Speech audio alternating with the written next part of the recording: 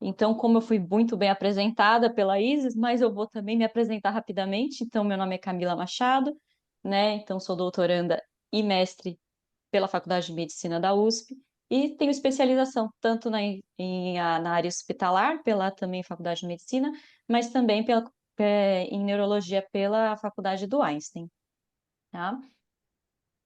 Vamos lá. Aí.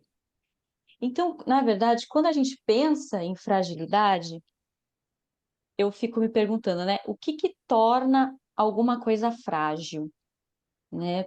Porque a fragilidade me leva a essa palavra me leva a remeter muitas lembranças, né, do que é frágil, o que não é. Se vocês puderem mandar no chat mesmo, o que para você é alguma coisa frágil, né? Pode ser em uma palavra só. O que remete à fragilidade para vocês?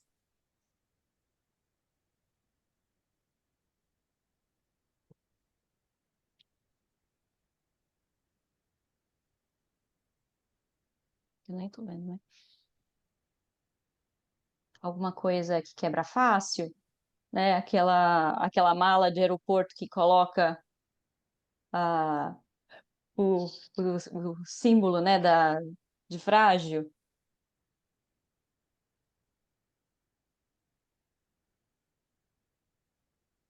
que danifica fácil, delicado. Isso. Eu falei assim, vou colocar no Google para ver o que ele me traz, né? E o que ele vem me trazendo é isso mesmo. É alguma coisa realmente que quebra fácil, né? Como uma taça de vinho. Alguma coisa delicada, como falaram também no site, a Luana, né? Uma coisa fina, como uma casca de ovo. Ou uma corda, né? Que tá lá quase arrebentando. Ou uma bolha, né? Uma bolha de sabão também, que é também leve, delicado, que é fácil de estourar. Vulnerável, isso mesmo. E o que me chamou muita atenção foi essa imagem que colocou também, que me trouxe como frágil, né? Nós temos os opostos aí, né? Temos um bebê que tem uma dependência aí para alimentação, para higiene, né? Para dormir, para brincar, e me trouxe também essa idosa que pode ser, né? Pode ser dependente também, pode ser delicada. E eu acho interessante mesmo muita gente associar a fragilidade com a dependência, com uma coisa que quebra fácil. Porém, eu quero que a gente saia dessa aula tirando um pouco dessa ideia que a fragilidade é só isso, tá?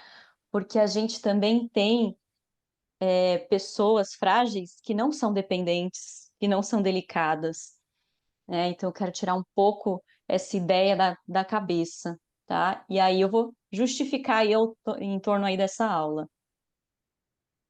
Então, a fragilidade, a síndrome da fragilidade, ela, eu peguei essa definição no Consenso Brasileiro de Fragilidade, e ela é um estado de aumento de vulnerabilidade fisiológica. Ela está bastante associado com a idade e ela vai refletir essas alterações fisiológicas multissistêmicas que repercute aí nessa adaptação homeostática. Nossa, mas o que isso tudo quer dizer?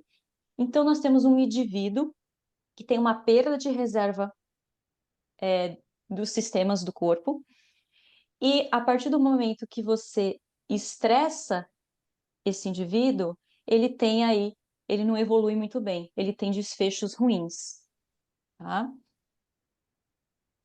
Então, se a gente olhar nesse gráfico, a gente vê que no eixo X, nós temos aí a reserva homeostática de todo mundo, tá? A partir do momento que a gente tem um envelhecimento normal, um envelhecimento ativo, essa reserva homeostática, ela tem uma discreta queda, né, que ela é totalmente amena a partir do envelhecimento.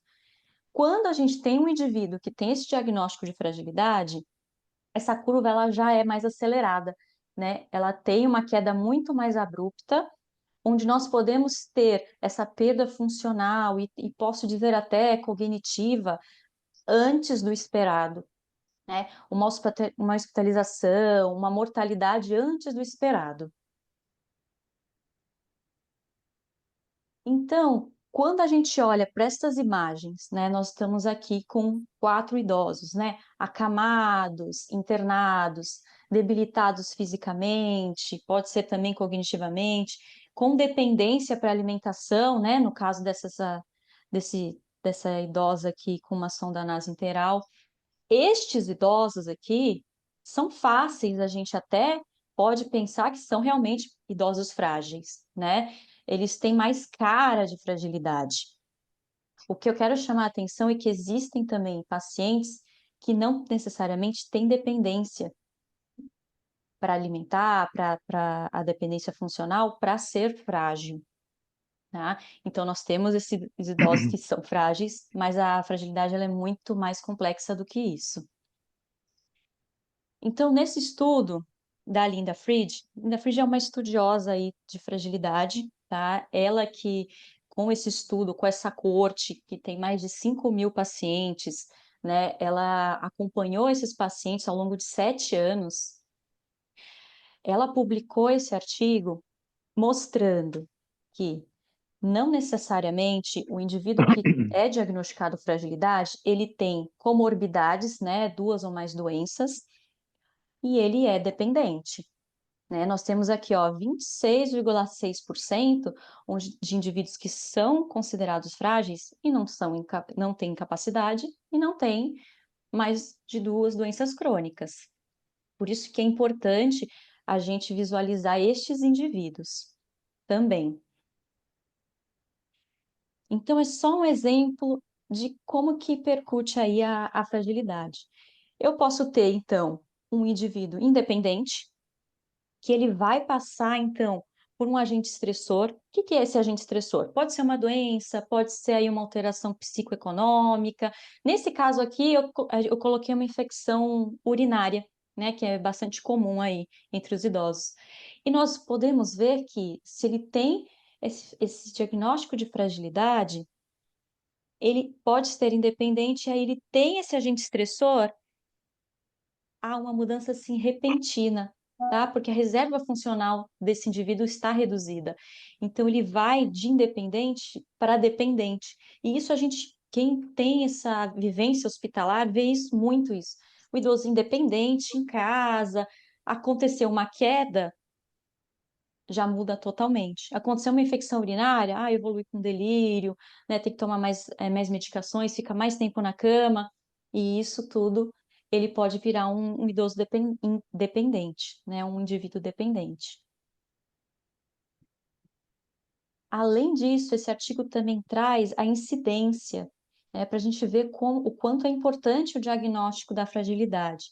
Aqui eles trazem que, depois de 7 anos, desses 5.000 participantes, mais de 5.000 participantes, os não frágeis, eles tiveram uma mortalidade de 12%. E tem esse diagnóstico de fragilidade tinha uma mortalidade de 43%, né? É bem expressivo esse número, né? Também maior incidência de queda e maior incidência aí também de incapacidade, né? E como que é então essa fisiopatologia? Na verdade, não tem nenhum mecanismo assim que se bate o martelo da fisiopatologia da fragilidade. Entretanto, existem alguns potenciais, tá? Então já se sabe que indivíduos frágeis, eles têm um aumento de citocina. Então, aí eles são mais inflamados, eles têm uma inflamação crônica, que é associado aí à disfunção neuroendócrina, né? Então, ele tem algumas alterações hormonais, também alteração na imunidade. Todos esses fatores, associado a outros fatores de risco, como a idade, né? Alguns fatores genéticos, estilos de vida, doenças crônicas também, né? E até o ambiente, isso tudo pode levar ao fenótipo de fragilidade que a Linda Fried descreve, como uma fraqueza muscular, uma perda de peso, exaustão, baixo nível de atividade física e uma lentificação aí da marcha. E todos esses fatores vão levar a maior incidência de queda, a maior incidência de incapacidade, dependência e mortalidade, né? E esse fenótipo, ele vira esse ciclo da fragilidade, né? Então, a gente tem um indivíduo que pode ter, é um indivíduo mais velho, tem algumas doenças, então ele está perdendo peso porque não está se alimentando direito, então tem perda de massa, associado a uma sarcopenia, que é essa perda de força, de massa, de desempenho físico, que vai levar aí uma redução da velocidade da marcha, uma redução de atividade que leva a uma desnutrição e vai esse ciclo vicioso.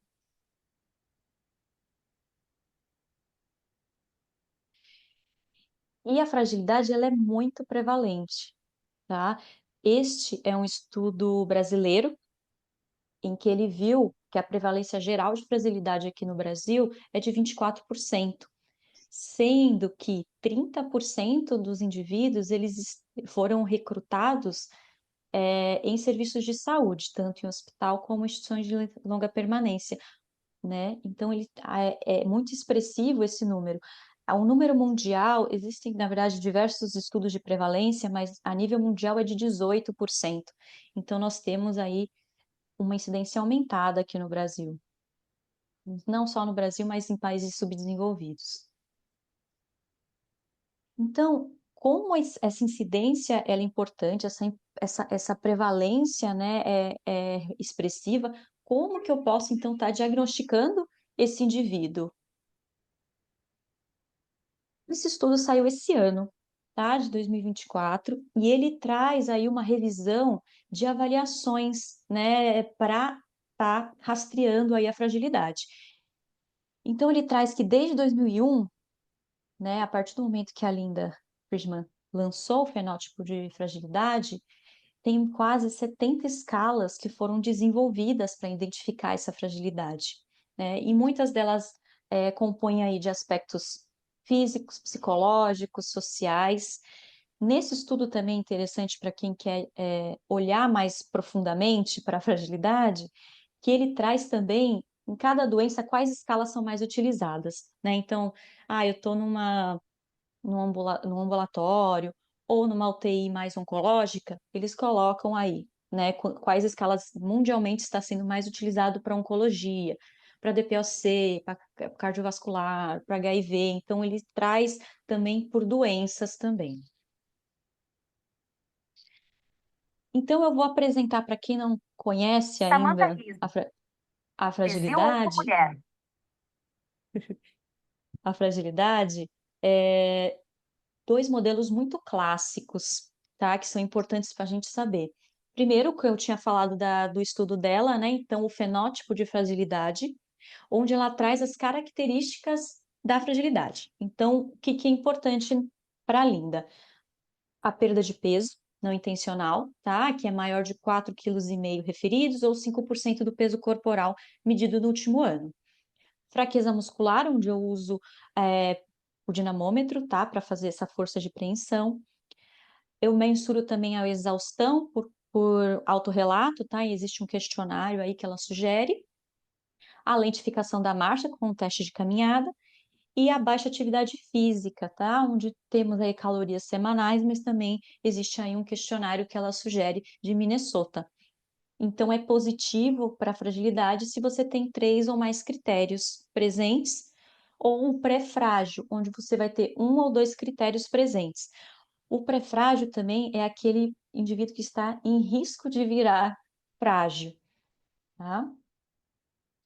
E a outra escala também é o índice de fragilidade de Rockwood, tá?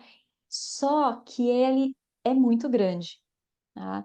Tem 92 variáveis, tá? Que mensura sinais e sintomas, doenças, dados laboratoriais, perda de função. O que difere da Linda é que já o índice de fragilidade ele vai olhar também para a questão de emocional, questão psicológica, ele vai usar muito o AGA, né, que é a avaliação geriátrica ampla, onde tem diversos itens. Eu até trouxe aqui como exemplo ao lado, ele vai trazer diversos itens, porque realmente a fragilidade ela é multifatorial, né? Então ele vai abranger mais itens da área da saúde. E as variáveis são como que é os scores, né? É o número de variáveis positivas dividido pelo número de variáveis totais da escala. E aí, como vira um índice, né? Então, a partir do momento que tem maior ou igual a 0,25, nós podemos considerar os idosos frágeis. Existe também, né, como 92 itens estava sendo muito extenso, foi até reduzido esse índice de fragilidade, onde nós temos aí algumas doenças, tá? Multissistêmicas também, né? A gente tem o diabetes, a gente vai para a doença renal crônica, a gente vai para a doença respiratória, cerebrovascular, também tem a parte cardíaca, e segue na mesma linha também totais de variáveis positivas dividido com o total de variáveis totais da escala. Só que se a gente for pensar, né, se você está numa área hospitalar ou uma área, até um ambulatório também, são escalas muito grandes, né? E, por exemplo, o da Linda precisa ter o dinamômetro, precisa ter um lugar para a velocidade da marcha, né? Tem questionários, então às vezes não se torna tão rápido para o dia a dia, principalmente na área hospitalar, onde o gerenciamento de tempo é importante. Então, eu trouxe alguns testes mais rápidos que são utilizados mesmo na área hospitalar, tá? Mas também podem ser utilizados em qualquer setor da saúde, tá? E ele é bem mais simples. Então, vou passar dois, tá? Mas existem diversos. A escala Frail, tá? Onde a gente vai mensurar, então, a fadiga com essa pergunta se você está cansado, é sim ou não, tá? Resistência, se tem dificuldade de subir um lance de escadas. Deambulação, se tem dificuldade de andar um quarteirão. Doença, se tem mais de 5 doenças. Ou perda de peso também, mais de 5% aí nos últimos 6 meses. Pontuou 0, não é frágil. Pontuou 1 ou 2, pré-frágil. Pontuou 3 a 5, frágil. E eu vou passar essa escala também, tá? A Clinical Frailty Scale, CFS, que eu também uso no meu doutorado, que é uma escala que foi recentemente validada para o português do Brasil, acho que se eu não me engano foi em 2020. É uma escala muito simples também, de 1 a 9, tá? Onde a partir do momento a partir do 3, né, o 4 já temos um pé frágil, e do 5 já começa a fragilidade, e ele vai distribuindo, né, entre leve, moderado, muito grave, e nesses itens a gente vai falar com o nosso paciente e vai ver, será que ele tem alguns problemas controlados, ele não se exercita, onde que ele se encaixa melhor nessas descrições. E como que eu vou abordar, né? A fragilidade, o que eu quero que entenda é que ela é muito dinâmica. Eu posso ser um idoso pré-frágil e tornar frágil, mas eu também posso ser um idoso frágil e voltar para o pré-frágil, né? Ela é dinâmica, ela é reversível, por isso que é importante.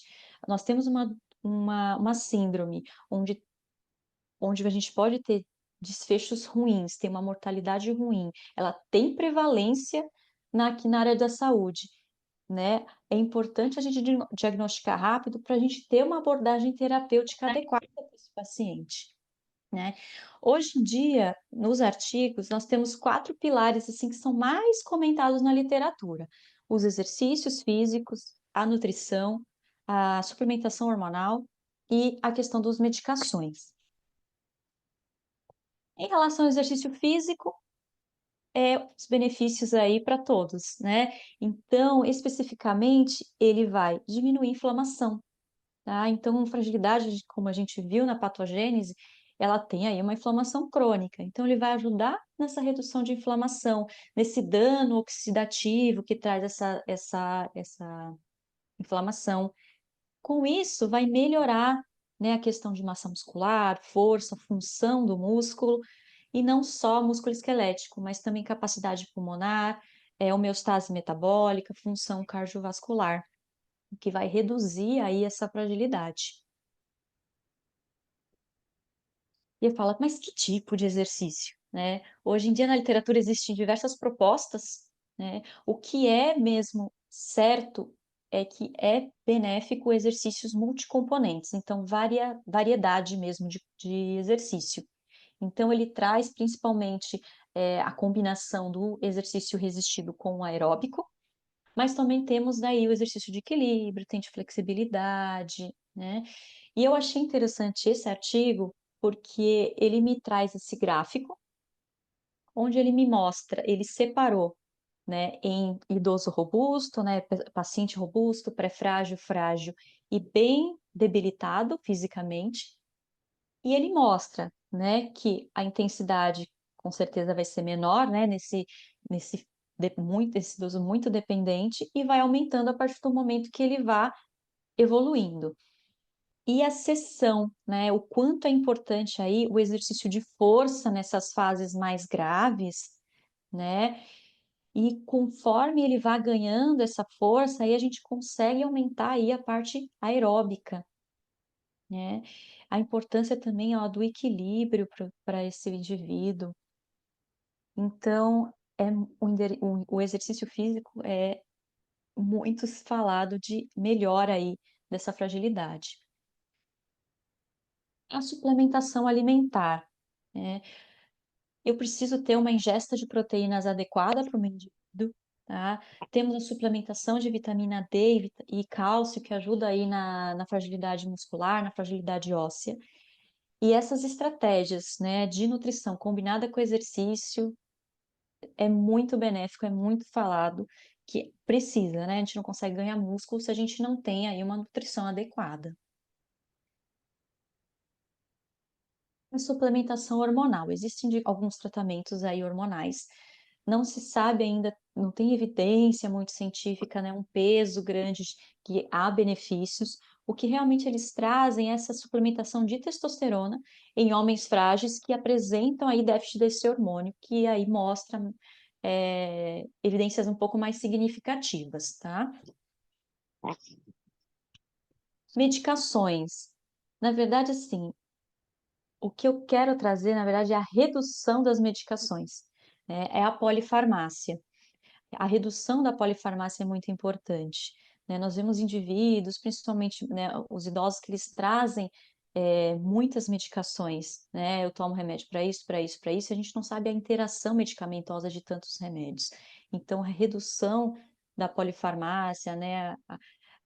Uma revisão melhor com o geriatra, com o médico responsável é muito importante, né? E medicações também para tratar os sinais e sintomas que esse idoso possa ter, mas sempre aí com um olhar atento aí a essa polifarmácia.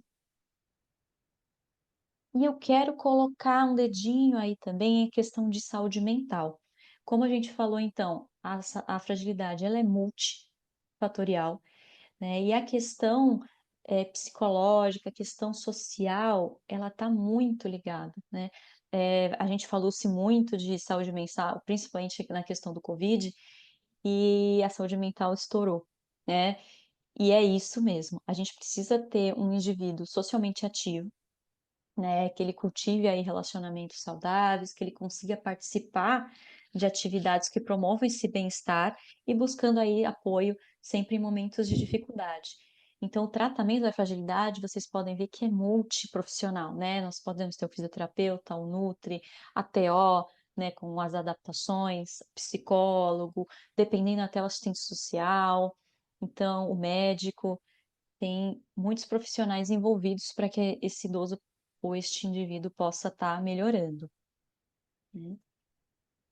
E por fim, eu queria que, na verdade, a ideia principal gravar dessa aula é que a fragilidade ela não pode ser confundida com incapacidade, com vulnerabilidade que não seja fisiológica, com doenças, com um indivíduo que tem muitas doenças crônicas, né? Então, nós temos indivíduos que não necessariamente são incapazes, né? Eles são dependentes e não necessariamente, como a gente viu, têm muitos antecedentes clínicos. Que essa fragilidade leva a desfechos ruins para a gente prestar atenção na nossa prática clínica, que ela pode ser prevenida ou até mesmo tratada com exercício, suplementação e redução de polifarmácia. E o importante, nós temos um idoso frágil, a gente consegue reverter essa fragilidade. Se nós temos aí um indivíduo com uma fragilidade, a gente tem um indivíduo com uma fragilidade que não consegue reverter, Só um momento, Camila. Val, o seu microfone está ligado, Valquíria. Eu vou voltar no Jesus. Vou voltar no da passa. Val, você consegue desligar seu microfone? Desabilitar? Quer fazer o que a gente fazia assim, não acontece. É fazer tipo uma distorção e assim, como Valquíria, seu microfone está ligado. fazer Só um momento. isso aqui. Viu?